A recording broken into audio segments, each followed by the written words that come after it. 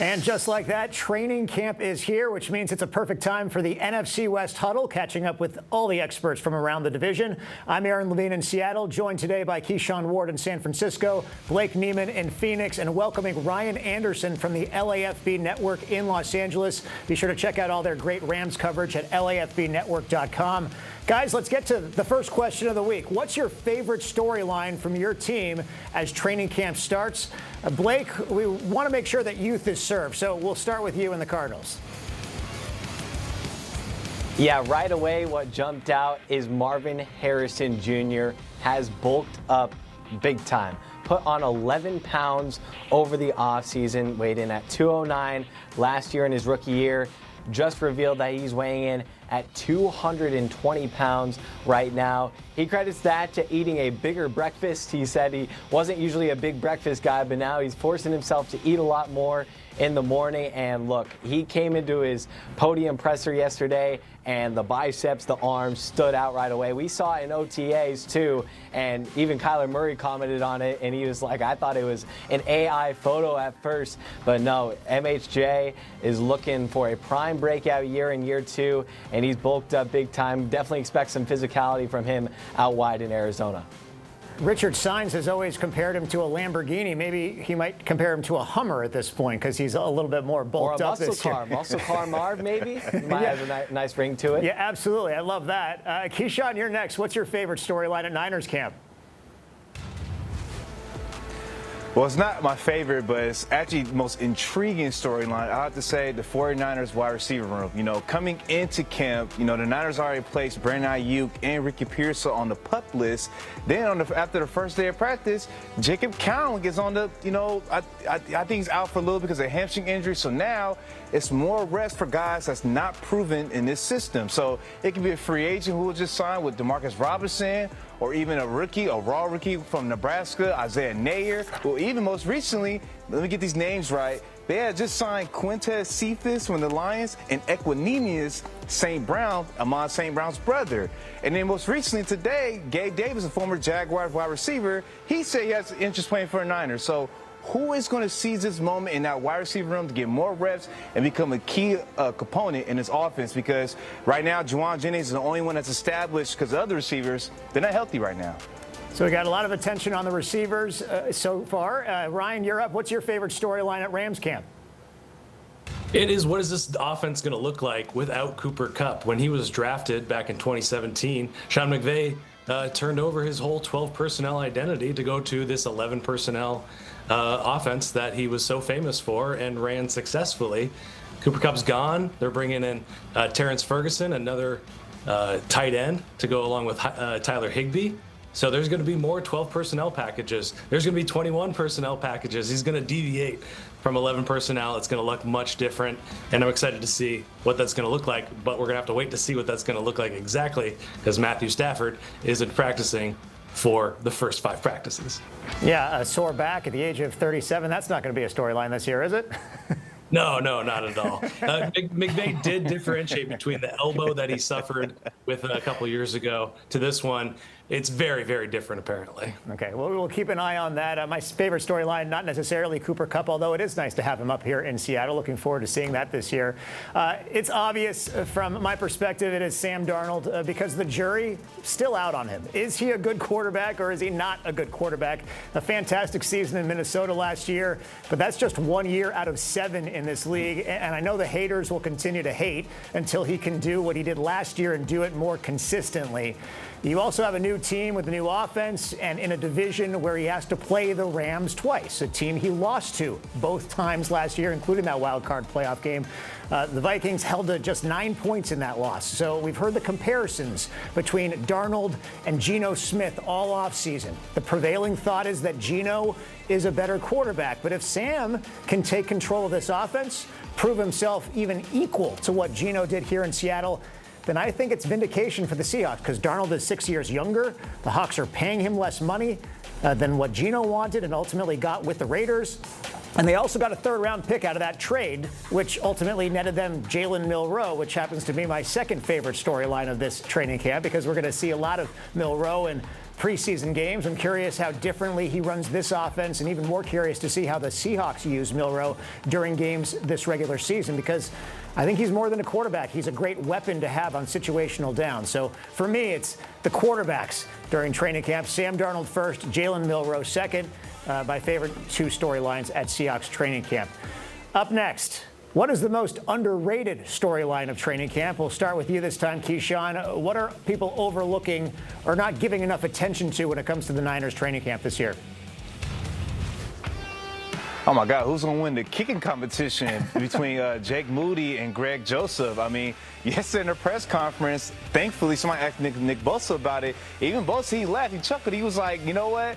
This is probably the first time in my career I'm actually watching the kickers kick, because we got to know who's going to win it. And then after they asked asked Nick Bosa, then they asked George Kittle, and Kittle was like, you know what? That's a pretty good point by Nick Bosa, because I think the players realize that is such a pivotal position on this team, because off the top of my head, you know, when they lost to the Cleveland Browns in Cleveland in 2023, or even last year against the Tampa Bay Buccaneers, when Jake Moody missed multiple kicks, or against Arizona in this NFC West. So that competition is really going to determine a lot for this team, because you got to be able to depend on your kicker when you really need him, when it matters. So let's kick it on over to Ryan. Then you're next. What's the most underrated storyline of Rams training camp?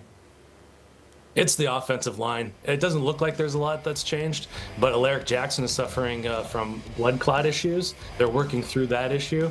Rob Havenstein went through 2 procedures on each one of his shoulders.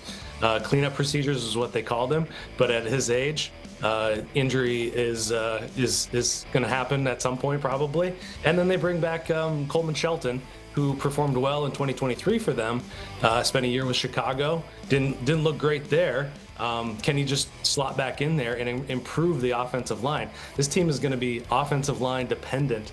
We were talking about Stafford at 37 years old. We got to keep him off the ground. He was the 3rd most hit quarterback last year, and that took its toll. He had a rib injury that really limited him towards the end of the season. And then talking about the running game just in general, Kyron Williams was one of the most productive backs in 2023, 2024. That took a big step back, mostly because of the offensive line.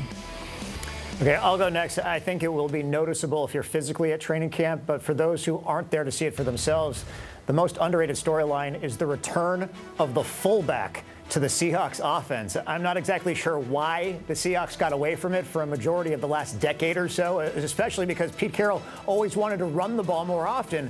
But now, under Clint Kubiak, new offensive coordinator, they're emphasizing the running game. They're bringing back that hard-nosed running style and winning at the line of scrimmage, and doing so with not just extra tight ends, but also the fullback position. So we've now got Brady Russell, who they're converting from a tight end into a fullback, competing with a rookie, Robbie Oots, who played both tight end and fullback at Alabama. Listen, it's not the position competition that gets everybody excited this year, but whoever wins that spot, I think, is going to play a very big role this season that we haven't seen lately in Seattle. And I'll be honest, I am jealous of the 49ers and watching Kyle Juszczyk just dominate out there for so many years. Here in Seattle, we've had the Max Strongs and the Leonard Weavers, even Will Tukwafu, who you also had in San Francisco, by the way, around the Super Bowl years. And to kind of get back to that kind of football, pretty exciting to me. Blake, what's the most underrated storyline with the Cardinals this year? Yeah, I think it's the battle for the starting cornerback spot. A lot of attention has been on the defense this offseason for the Cardinals in free agency and in the draft, and especially on the linebacker spot with Josh Sweat and the edge and the defensive line. But looking at the back end, a big underrated note of this offseason was the loss of Sean Murphy-Bunting, their starting cornerback, to a non-football related injury, which could cost him his salary for this upcoming season. So he's going to be out for all of 2025. That kind of leaves the cornerback starting spot up for grabs. I know that Starling Thomas is coming back. He started in 15 of 17 games last season. But then for that other spot, you're looking at Max Melton and Will Johnson, each of the last 2 second-round picks for the Cardinals. Melton out of Rutgers last season played in all 17 games as a rookie, whereas you're looking at a guy like Will Johnson out of Michigan. A lot of people had questions about him coming into the draft because of some lower body evaluations that were made during the draft of how long that could last. But look, he was projected to be a first-round talent a couple of years ago and very well could be the steal of the draft. He goes out and proved it, just signed his rookie deal. So I'm looking at the back end of the Cardinals defense to see how that's going to play out on the edges. We will keep an eye on that this season as well. Next up, where does your team need to make the most progress over the next month and a half before the regular season begins? Ryan, you're first up this time. Where do the Rams need to make the most progress this year? It's on defense. It's everything but the front four. So Jared Verse, Kobe Turner, all those guys up front, they're going to look great again, I'm sure. Everything else, though. Everything else. Linebackers, we got Nate Landman from Atlanta coming in. We've got Omar Spates, a former UDFA. We've got Chris Paul, who is a 5th-round draft pick. We've got Troy Reeder, who's never been a starter full-time in the NFL at linebacker. And then in the secondary, they didn't add anybody to that room through the draft or UDFAs. So we're going to go with 32-year-old Darius Williams and Akella Witherspoon coming off of another season with injuries. They've got some interesting safeties with Quentin Lake and Cam Curl and Cam Kinchins. But that was the Achilles heel, really, when it came down to it last year. Could not keep those deep, explosive passes. Could not stop the run sideline to sideline. So that's everything they got to work on back there. Yeah, Akella Witherspoon just drive a stake through the heart of Seahawks fans, the former Seahawk, and then doing it to the Seahawks against the Cardinals in the last game of the regular season last year to clinch the division for Los Angeles. That was tough to watch. I will go next. It is no secret that the Seahawks offensive line once again under scrutiny, and it will be until they perform better. They drafted Gray Zabel with their first-round draft pick. He locks down the left guard position along with Charles Cross. So on the left side of the line, it's going to be pretty solid. You got a seemingly healthier Abe Lucas at right tackle. So honestly, listen, his health is going to be a huge factor for the Seahawks this season, but you still have question marks at the right guard position and at center. Basically 3 guys for one spot at right guard between Anthony Bradford, Christian Haynes, and Satoa Lomea, and a battle between Oluwatimi and Jalen Sundell at center.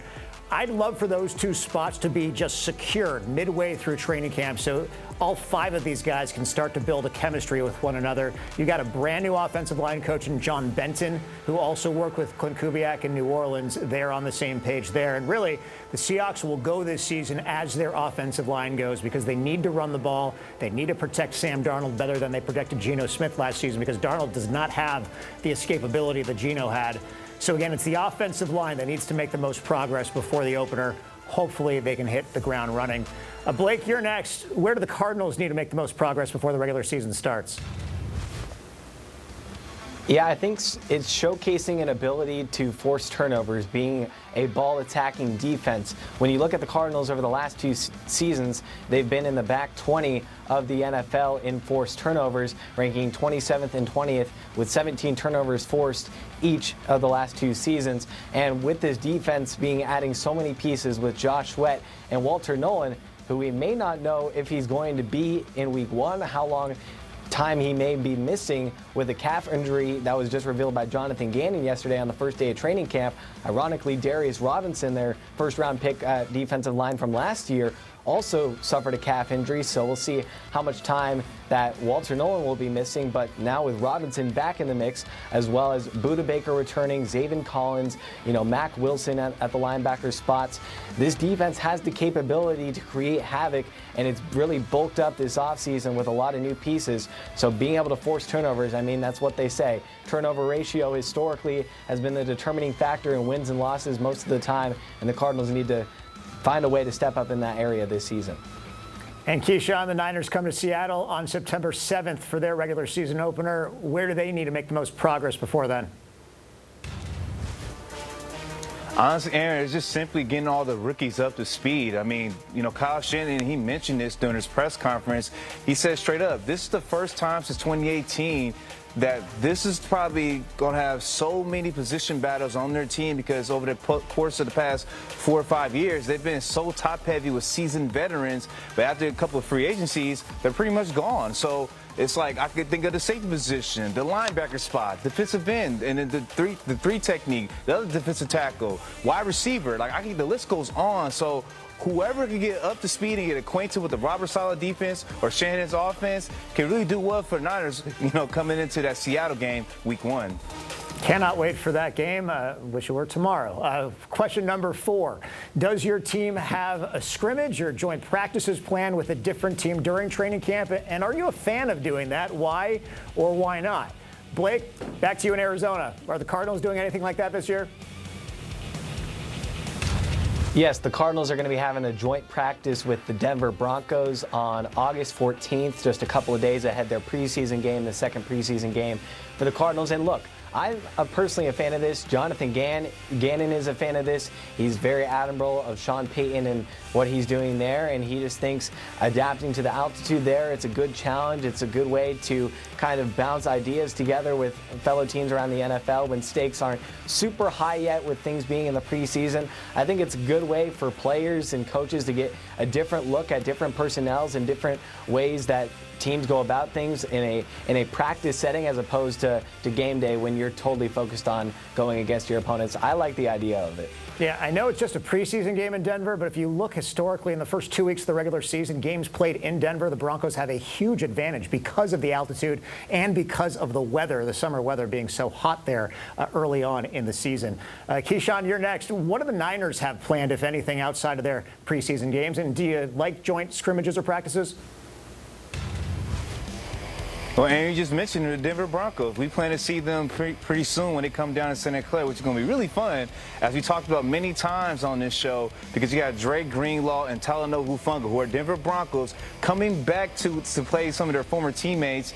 And even today, I just came across a report when we played against the Raiders in Vegas a couple weeks for joint practices. Max Crosby already put out bulletin board material in July by saying, I'm going to put on a show against the Niners. But, Aaron, I love this idea of joint practices because, for the most part, most of the starters and vets don't even play preseason games. They probably get a series, maybe a couple snaps, but this is where you can really see the ones going against the ones in some competitive practices. So, yes, I love the idea of joint practices. I actually think they're more important than preseason games, in my opinion.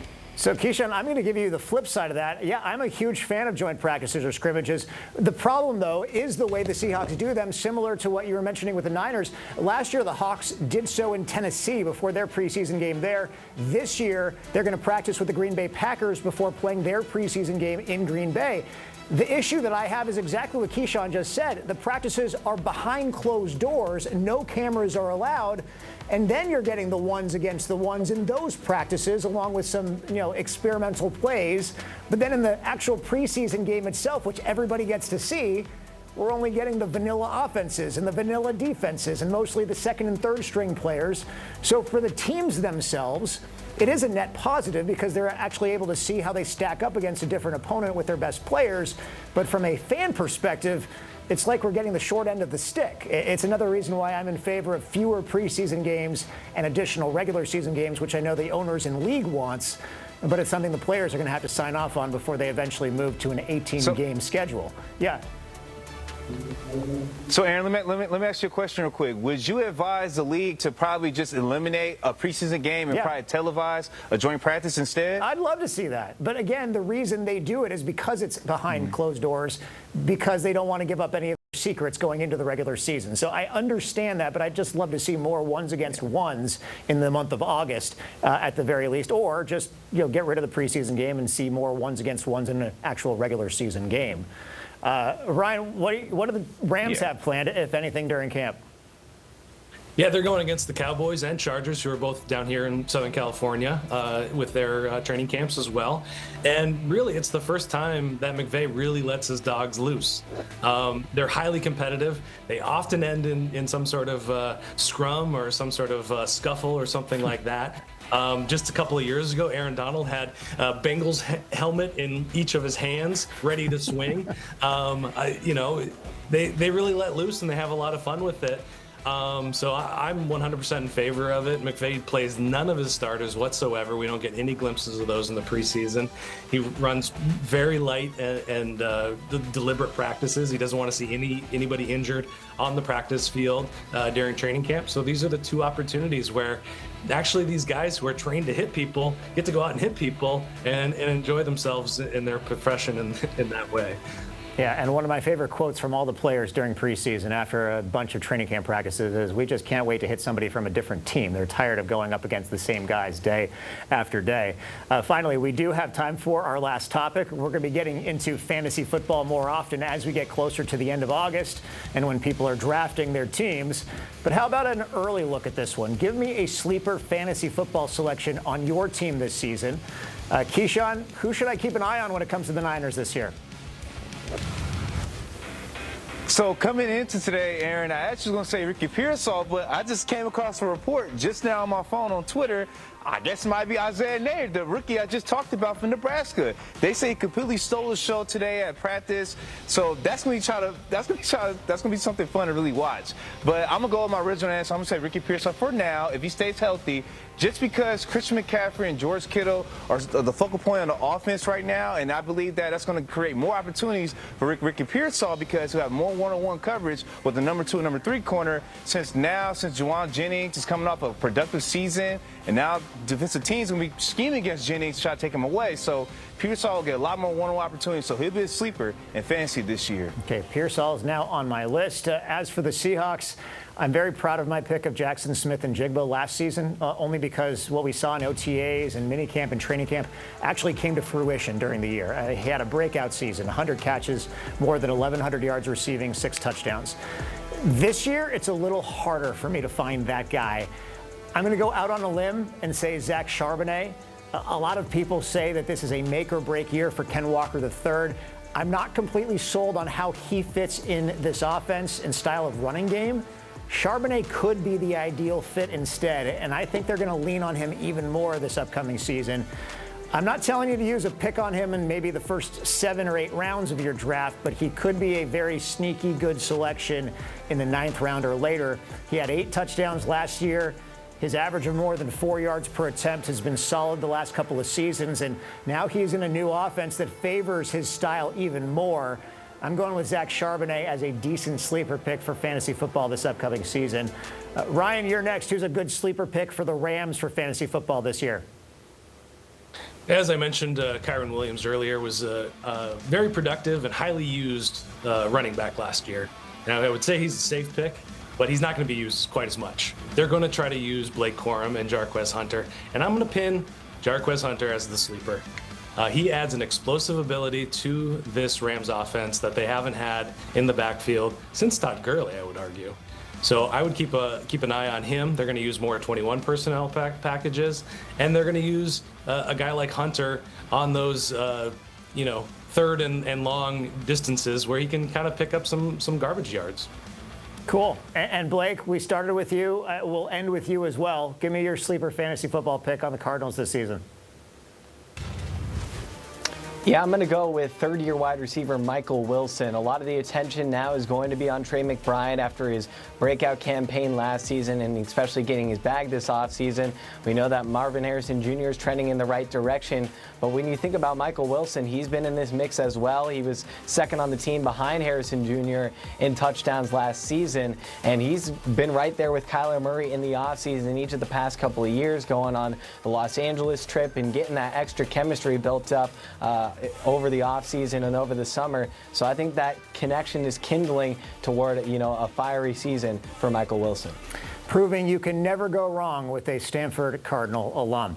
This feels like just the beginning, guys. The tip of the iceberg as training camps get underway this week across the NFL. 6 more weeks of overreaction to come before the regular season starts, and then we can overreact even more once the regular season does begin.